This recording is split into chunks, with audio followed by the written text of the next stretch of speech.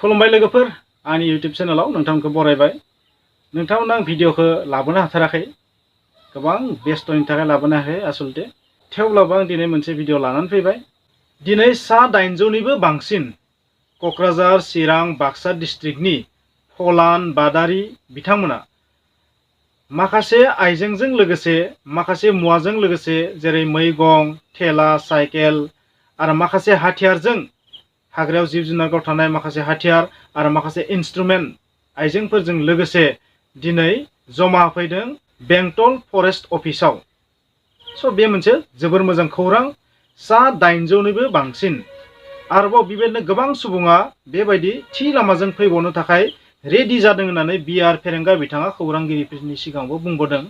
आरो बै फलान बादारि बिथांमोना गं 254निबो बांसिन हाथियार गथायदों होननानै सासे पुलिसनि अफिसारा बुंदों।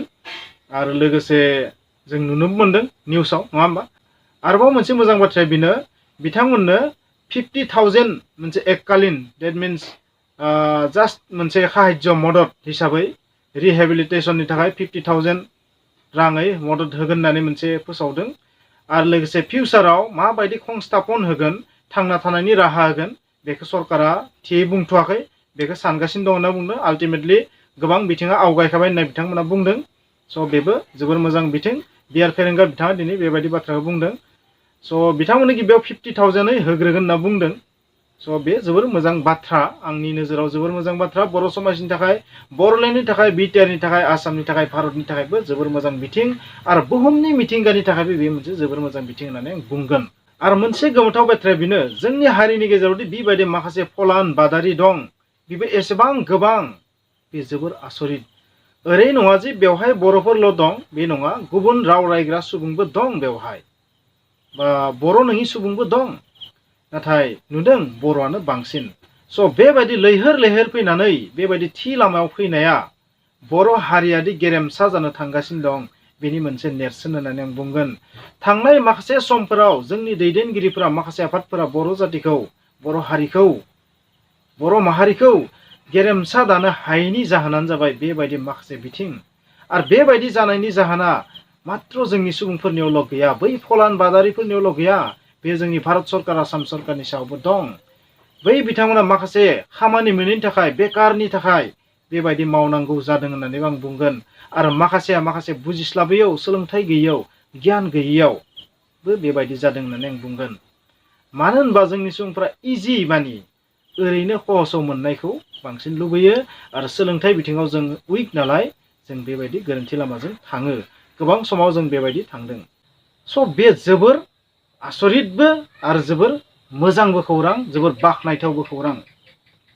थारैनो बिटिआरनि सरकारा बा सरकारफोरा, जोंनि सरकारफोरा बिथांमोननो माबा मोनसे संस्थापन, रिहेबिलिटेसन बा थांना थानायनि राहा, साखरियानो जा बा गुबुन बिथिं, बेबायदि माबा मोनसे होनायनि बाथ्रा होदों। मोनसे हारियाव दाबो बेबायदि जुदि हाग्रायाव इलिगेलि जिब जुनार गावथारनाय, दंफांनि फालांगि खालामनाय, इलिगेलि दंफांनि फालांगि खालामनाय, बा बेबायदि आयेन बेरेखा खामानि, समाज बेरेखा खामानि, मिथिंगानि बेरेखा खामानि, बेबायदि खामानियावनो जुदि माखासे सुबुङा जुदि नांथाबनानै दङबा, बेथ' डाइरेक्ट मोनसेल' बाथ्रा ओंखारबाय बेनिफ्राय, जे बर' हारिया दाबो जोबोर गाहाय थाखोआवनो दं, जोबोर गाहाय अबस्थायावनो दं। जों गेरेमसा जानो जुदि गोनां जायोबा बेबायदि हुदाफोरखौ, बेबायदि बिजनेसफोरखौ जोङो जोबोर खमायनांगोन एबा गारनो नांगोन। गारनो हाथाराबाबो खमायनांगोन, हानायसिम खमायनांगोन। अल्टारनेटिभ माबा मोनसे वेथ' जों नागिरनांगोन।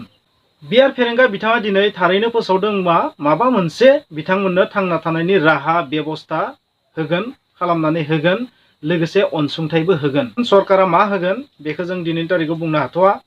समजों लोगोसे मिथिगोन, होयो होआ बेखौबो जों बुंनो हाथ'वा दिनैनि तारिखआव। नाथाय जोंनि बर' समाजनि थाखाय बेयो जोबोर गोजोनथाव खौरां। आरो जेनेरेलि बेवहाय दिनै मोनथाम डिस्ट्रिक्टनि बेबायदि सुबुंफोरा फैदों, बाक्सा, क'क्राझार आरो चिरां। आरो जोंनि हारिनि सुबुंफोरा बेबायदि गोरोन्थि लामाखौ आंनि बादिबा एंगारनो नांगौ। जे गोरोन्थि लामाजोंनो जों जुदि थांबाय थायोबा थोब्लिद माब्लिद थांनाथ' थागोन, नाथाय माब्लाबाबो गोजौ थाखोआव थांनाय नङा। जों बिनि अनगायै माबाफोर मोजां राहा, मोजांसिन गोजौ थाखोनि माबा मोनसे राहा बेबायदि जोङो नागिरनांगोन। जोङो अरायबो जुदि बुङोबा जों मा मावनो बेफोरखौ मावाबा बेबायदि होनबाय थानायजों जानाय नंलिया। दिनैनि तारिखाव जोंनि बर' समाजनि थाखाय, जोंनि बिटिआरनि थाखाय, बर'लेण्डनि थाखाय बे मोनसे जोबोर मोजां बिथिं, बाख्नायथाव बिथिं। बै सुबुंफोरा दि थि लामाजों फैदों बे जोबोरैनो बाख्नायथाव, बेबायदि होफैनाया बाख्नायथाव। बेजों लोगोसे आं मोनसे बाथ्रा बुंगोन, आरोबाव बेबायदि इलिगेल जायफोरा समाज बेरेखा, हादरनि बेरेखा, मिथिंगानि बेरेखा बेबायदि खामानियाव जुदि बांद्राय जुदि नांथाबनानै दंबा बिथांमोनाबो नागारनानै बिनिख्रुइ माबा मोनसे मोजांसिन राहा नागिरनांगौ होननानै आं रिकुवेस्ट खालामगोन। मानो होनबा दिनैनि थासारियाव जोंनि माखासे आफादफोरा, माखासे दैदेनगिरिफोरा बर' हारिखौ गेरेमसा खालामनो हायैनि जाहोनानो जाबाय बेबायदि माखासे फिसा फिसा बिथिं, बेबायदि माखासे बिथिं जायखौ जों बुंनोनो हाया। आरो बैफोर बाथ्राखौ बुंबा जोंनि मानसिफोरा मिनियो। नाथाय माखासे सुबुंफोरा दिनै बुजिबाय जे इनायै गोरोन्थि लामाजों माब्लाबो दावगानो हाया, उन्नति जानो हाया, नोंनि गथ' गथायखौ मोजां मानसि बानायनो हाया, समाजखौ मोजां खालामनो हाया। बे बाथ्राखौ लासै लासै बुजिबोबाय जोंनि सुबुंफोरा। बेनिखायनो जों नुबायदों थांनाय समफोराव सासे सानै बेबायदि मोजां लामाथिं फैगासिनो दं। जाबायदि NLFB फैबाय, NDFB फैबाय, BLT फैबाय, दिनै ULB फैबाय। बेबायदिनो जायफोर बिथांमोना बेबायदि इलिगेल खामानि मावो बिथांमोनाबो लासै लासै लाइनाव फैनांसिगौ, थि लामाजों फैनांसिगौ। थि लामाजों मोगथाङाव फैयाबाबो नोंथाङा गावनो गोसोजों एंगारनानै माबा मोनसे मोजांसिन राहा नागिरनांगौ होननानै आं रिकुवेस्ट खालामगोन। नोंथांमोना बयबो मिथिगौ, जुदि हाग्रा थायाबा, हाग्रा बंग्रा थायाबा, बिफां लाइफां थायाबा जोंबो थांनानै थाया। आरो बे जाबाय बिगियाननि बाथ्रा। नाथाय बिगियाननि बाथ्रा बुङोबा जोंनि सुबुंफोरा मिनिखायो। ये तो सब साइंस का डायलग है, ऐसा बोलते हैं। बेथ' बिगियाननि बाथ्रा, बिदि डायलगसो होननानै बुङो। नाथाय नोंथाङा गोसोआव लाखि, बुहुमनि दुंथाया जुदि 2 डिग्री सेन्टिग्रेड बाङो अब्लासो नोंथाङा मिथिगोन जे मानो बिफां लाइफांखौ दानफायनाङा। नांगौ बोथिसे रानना था, थेवब्लाबो बिफांखौ दानफायनायखौ एसेबां सहसै साननाङा। आं बेखौनो बुंगोन। स' नोंथांमोना मा सानो आं मिथिया।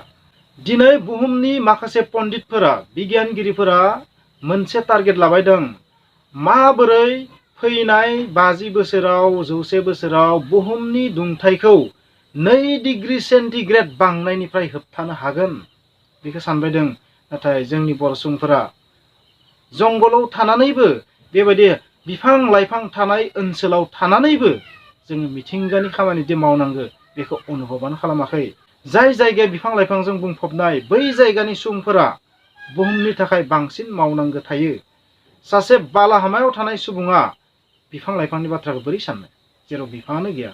जाय हाग्रा बंग्रा थानाय ओनसोलाव थायो, बिफां लाइफां थानाय ओनसोलाव थायो, गिबि दायित्वआ बिथांमोननि जायो जे माबोरै मिथिंगाखौ रैखा खालामनो हायो, माबायदि कार्बन डाइ अक्साइडनि लेभेलखौ, अक्सिजेननि लेभेलखौ थियै लाखिनो हायो, माबायदि ग्लबेल वार्मिंखौ होबथानो हायो, बेयो गिबि दायित्व जाहैयो। नोंथांमोना मा सानो आं मिथिया। नाथाय आं बेखौनो अरायबो बुंगोन, जों बिटिआर ओनसोलनि सुबुङानो जा, आसामनि सुबुङानो जा, गिबि दायित्वआ जाबाय मिथिंगाखौ सेभ खालामनाय। खारन जों बिफां लाइफां थानाय ओनसोलाव थांनानै दं। जों गासै बुहुमनि थाखाय माबा मोनसे मावनो गोनां दं। मा बर'फोरनि गेजेराव बेबायदि गोरोन्थि लामाजों खामानि मावग्राया बेबायदि हाथियार लानानै हाग्रा बंग्रायाव बिफां दानफायनायाल' बे नङा। बिनि अनगायैबो बर'फोरनि गेजेराव माखासे एंगारनो गोनां बहुद बिथिं दं, जायखौ जों बुङोबा दिनैनि तारिखाव माने जोंनि मानसिफोरानो जोंखौ इनसाल्ट खालामो, रायो। दा जेरै जोंनि हारिनि गेजेराव मोनसे कालचार दं, मा जौ सावनाय। बेथ' बर'फोरनि गुबै कालचार नङामोन, नाथाय बर्तमानाव मा बियो कालचार जानानै दं। जायफोर सुबुंफोरा बेबायदि जौ सावनानै गावनि न'खर संसारखौ सालायलांदों बिथांमोना मोनसे बाथ्राखौ बुङो, जों बिखौनो मावाबा माबायदि न'खरखौ सालायगोन। जुदि जों जौ सावाबा, जौ फानाबा जोंनि गथ' गथाया माखौ जागोन, माबोरै फरायगोन, माबोरै टिउसन लाहोगोन, माबोरै इन्टारभिउनि थाखाय रां थुब्रायनानै हरगोन, बबेबा जायगायाव थांनो गोनांबा मानिफ्राय आं रां बुथुमनानै हरगोन, बेबायदि बुंनो नागिरो। नाथाय थारैनो बे बाथ्राया कारेक्ट जानो, बेथ' कारेक्ट नङा। दिनैनि थासारियाव आंथ' बेखौ इनकारेक्ट होननानै बुंगोन, गोरोन्थि होननानै बुंगोन। नाथाय गोरोन्थि बुंनो हानाय थासारियाव गैया जोंनि समाजा। बेबायदि बुंग्रा सुबुंफोरखौ गाज्रि मोनो जोंनि सुबुंफोरा। मोनसे बाथ्रा बुङो, गासैबो जौखौ लोङो, लोंनायाबा गासैबो लोङो, अब्ला सावग्रायाल' मानो दायनिगिरि, नङा होमबा?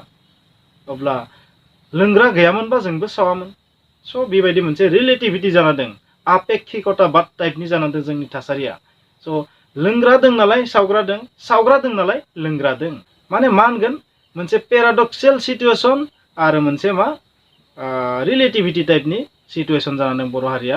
जौ सावनांगो ना सावनाङा, जौ सावनायखौ एंगारबा बिनि अनगायै माबा मोनसे गुबुन राहा सोलिनो हानाय गैया नामा बर'फोरनि गेजेराव? थारैनो ओंखारगोन। दिनैनि थासारियाव नोंथाङा जुदि सानोबा गुबुन अल्टारनेटिभ वे गैलिया थांना थानायनि, बिदि सानोबा गोरोन्थि जागोन। नोंथाङा बुहुमाव जुदि नागिरबा मोनगोन गोबां ओरैबायदि समाज मोनगोन बुहुमावनो, गुबुन गुबुन हादरावबो, जोंनि हादरावबो बिथांमोनाबो जौ सावा, जौ फाननानै बिसोरनि संसारा सोलिया, समाजा सोलिया, थेवब्लाबो बिथांमोना ग्रोम ग्रोम रायजो जानानै दं।